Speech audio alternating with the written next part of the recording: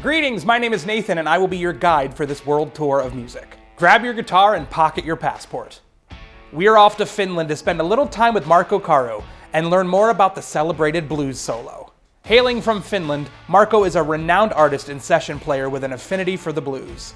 Marko credits his move to Hollywood when he was 19 for turning him on to the great American genre of blues rock, and has built a career of crafting compelling, memorable solos. Ready to disembark? Grab your guitar and let's dig in with Marko.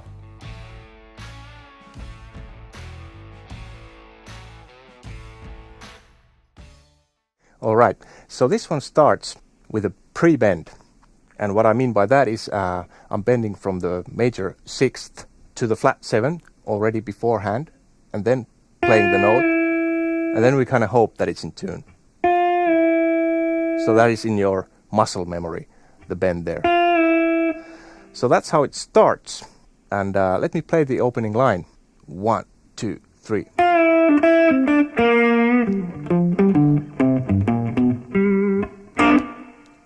So the beginning of the line is pretty basic. 1, 2, 3. Very basic bluesy stuff. 1, 2, 3. And the rest of the line. So I'm sliding from the minor third to the major, and then playing the little double stop here, hammering on the from the minor third to the major and playing the thirds. So let me play the whole line for you one more time. 1, 2, 3.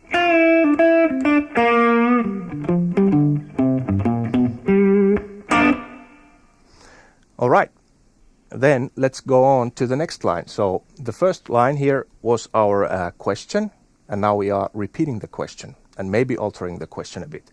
So we're playing over the 4 chord. We don't need to change the notes too much here.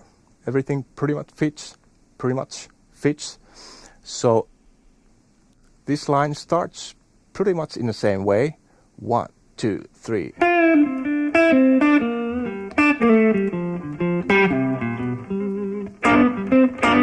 So the start here is pretty similar. 1, 2, 3.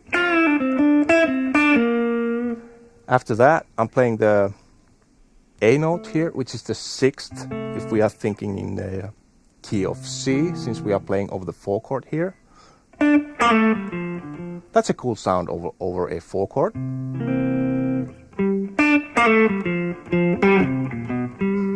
And in the end of the line, I'm playing the double stop twice. So let me play the second line for you.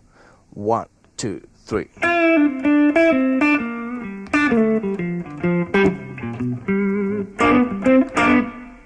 All right. Then it's time to play the answer. So we are heading on to the 5 chord, and we are anticipating that a bit, playing 1, 2, 3. Really telling the listener that now we are going to the 5 chord. 1, 2, 3.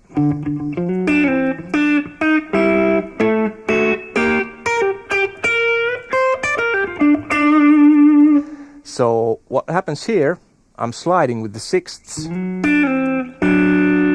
Then, just before going to the 4 chord, there's a half step below approach to the 4 chord. Then I'm continuing playing the 6ths. And again, there's a chromatic approach there in between. And finally getting back to the 1 chord.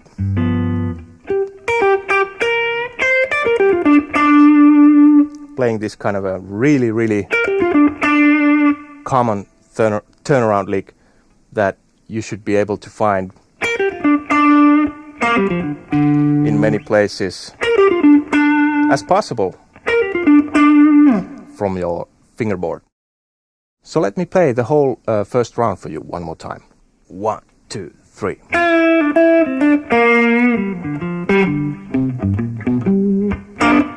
One, 2, 3.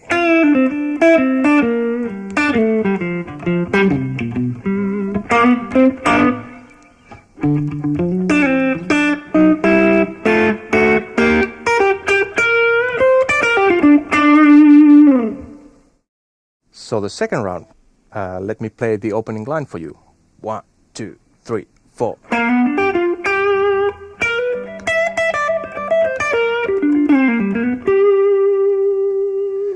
So this one starts with a G triad, and I'm sliding from the minor third to the major, playing also the flat 7 there. 1, 2, 3, 4. And after that we are going 1, 2, 3, 4.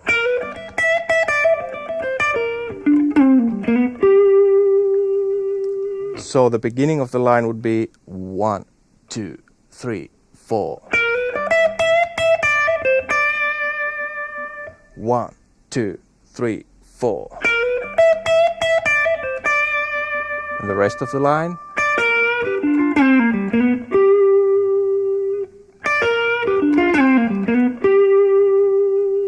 So let me play the whole line for you one more time. 1, 2, 3, 4.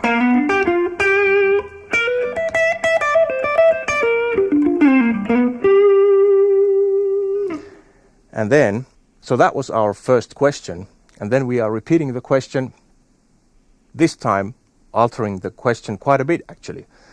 There's a lot of new information here. So the second line starts with the same shape.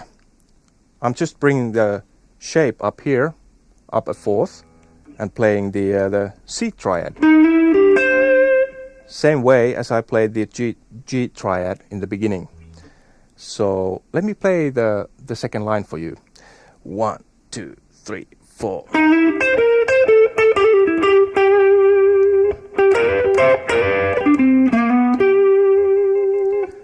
So what happens here is that I'm playing the similar shape in the beginning, and then I'm playing something completely different, something completely new information there.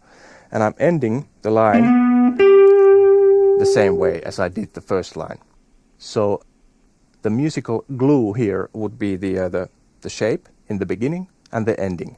So I ended the first line here, and I'm ending the second line here with the same sixth interval. And in between there was completely something new information. Let me play the second question for you one more time. 1, 2, 3, 4.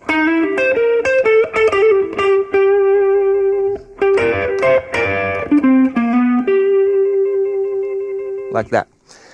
And then we are going to the 5 chord. It is time to play our answer. And again, I'm anticipating a bit going to the 5. 1, 2, 3. So first time I had the ascending sixths, and now we're playing the descending thirds. Going nicely chromatically to the 4 chord. So one more time. 1, 2, 3.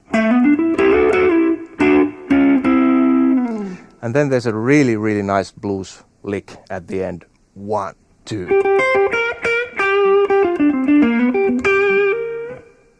1, 2.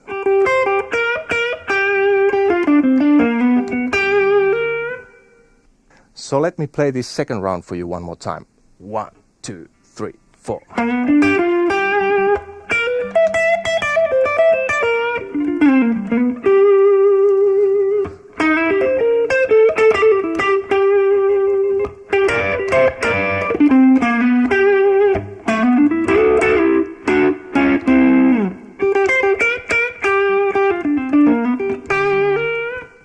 Something like that.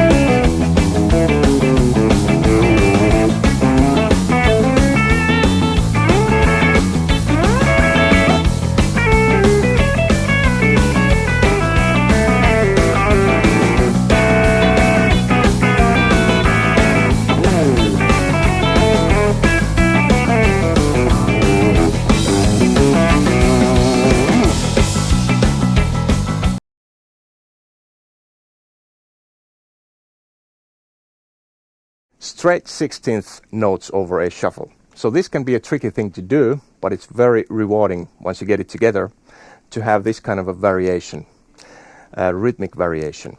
So we have a shuffle groove here in A, and you would be tempted to play your triplets over and over. And very cool thing would be if you would be able to play your 16th note lines here as well. So you could play something like a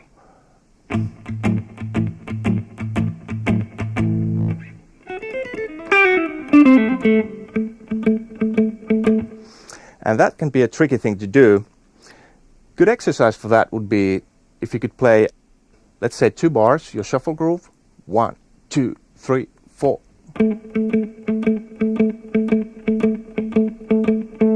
And then switch over to your straight 16th notes for a 2 bars as well. 1, 2, 3, 4.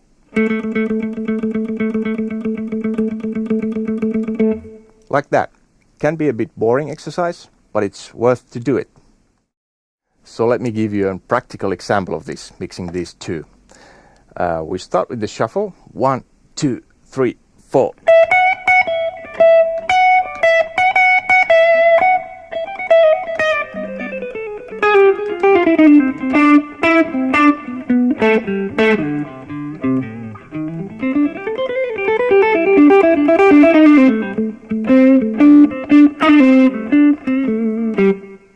Something like that.